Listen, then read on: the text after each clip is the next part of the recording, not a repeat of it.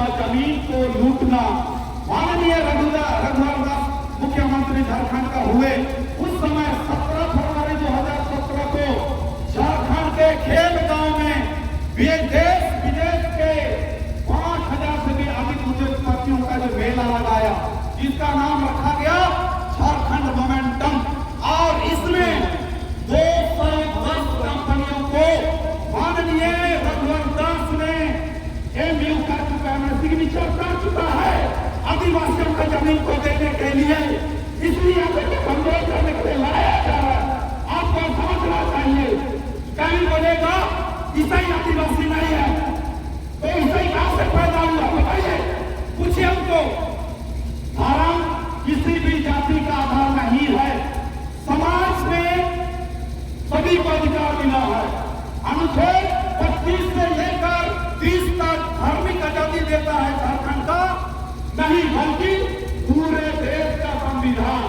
देश का संविधान कहता है भारत देश में निवास करने वाला व्यक्ति चाहे कोई भी हो, अपनी राजी खुशी से किसी भी धर्म को मान सकता है, उसका अनुसरण कर सकता है, उसका प्रचार प्रसार कर सकता है, इसमें कोई नहीं रोक सकता। लेकिन ज्ञान के अभाव में हम लोगों को धोखा दिया जाता है। लोहरदगा छत्तीसगढ़ में देख रहे हैं, ज्ञान का भाव आदिवासी और ईसाई को बांटा जा रहा है, क्योंकि वहां दोनों के बीच में मुर्गा लड़ाई हो और किस आदमी का फायदा हो, जिससे आदिवासियों का जमीन तुरंत हम लूट सके। सजग रहना है सबको। संविधान का सम्मान सबको करना है। अधिकार किसी राजनीतिक पार्टी ने नहीं दिया है, लेकिन संविधान ने दिया है। इसलिए संविधान को पढ़ना जरूरी है, उसको जानना जरूरी है, आने वाले पीढ़ी को बताना जरूरी है, हक अधिकार के लड़ना सीखना है।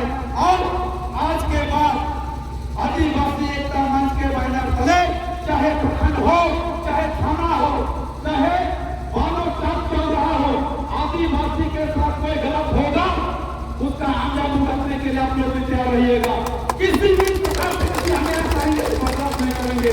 प्रखंड प्रमुख आप ने मुझे बनाया, आज मैं ऐलान कर रहा हूँ, प्रखंड में मैं बैठूंगा, कहीं भी घुसखोर होगा आप लोग मुझे बताइए, उसका नौकरी हम खा जाएंगे। ठीक रहेगा? लेकिन आप लोगों का एकता बरकरार होना चाहिए। और हुलगुलान यहाँ से शुरू करेंगे, ना पूरी आदिवासी बनने देंगे, ना दोनों प्रखंड अपना जमीन लुटवाने देंगे। ठीक है ना? ठीक है। और कुछ बातें हैं, मैं आपको अंतिम बात बता रहा हूं। जो लोग जिस प्रकार के होंगे उनके साथ वही रवैया अपनाया जाता है। आदिवासी लोग चुप रहते हैं, मार खाते हैं, जमीन से बेदखल हो जाते हैं। आज के बाद ये स्थिति नौबत आने हम नहीं देंगे। अपने हक और अधिकार के लिए लड़ना है, लड़ने के लिए सिखाना है, तब जाके हम लड़ेंगे। मैं आपको और एक गहरी बात बता दे रहा हूं, यही कुर्मी आज आदिवासी बनना चाहता है ना। कुछ साल पहले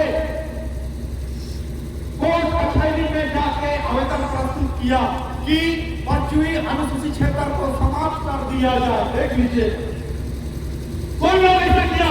कुर्मी लोग। जब पेशा कानून की बातें हुई तो इन्होंने बोला पेशा कानून काला कानून है। ए भाई, आदिवासी भी के लिए मांग करते हो और आदिवासियों के जो कानून है तो काला कानून भी बोलते हो। ये दोहरा चरित्र वाले हैं, इसके पहचान लो।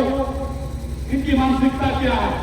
वे पेशा कानून को भी नहीं चाहते हैं, आदिवासी क्षेत्र को भी समाप्त करना चाहते हैं। तो सोच लीजिए इनके पीछे क्या मंशा है ना? और इसके बारे हमारे जनप्रतिनिधि लोग, जो विधायक है संसद में 30 आदिवासी, वे भी चुप है। किसी दिन आपने सुना इसके बारे में बोलते हुए? सब कोई पूरी पत्नी का गुलाम काट रहा है। मैं बता दे रहा हूं, ऐसा नहीं होगा। अगर हमने आदिवासी होकर उनको खोल दिया, उसको भी हमारी मदद करना होगा। होगा नहीं होगा? अगर नहीं करेगा तो कानून कोई भी प्रतिनिधि बनाने देंगे। होंगे नहीं करेगा। आम जनता के लिए होता है जनप्रतिनिधि, लेकिन जनप्रतिनिधि हमारी आवाज नहीं उठाएगा, उसको हम जनप्रतिनिधि नहीं मानेंगे। क्या आप सहमत हैं? मैं किसी को नहीं भरता रहा हूं, अपनी हक और अधिकार की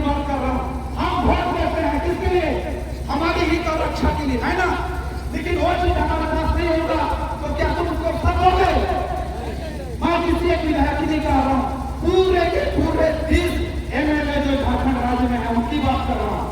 क्यों करना जरूरी है? क्योंकि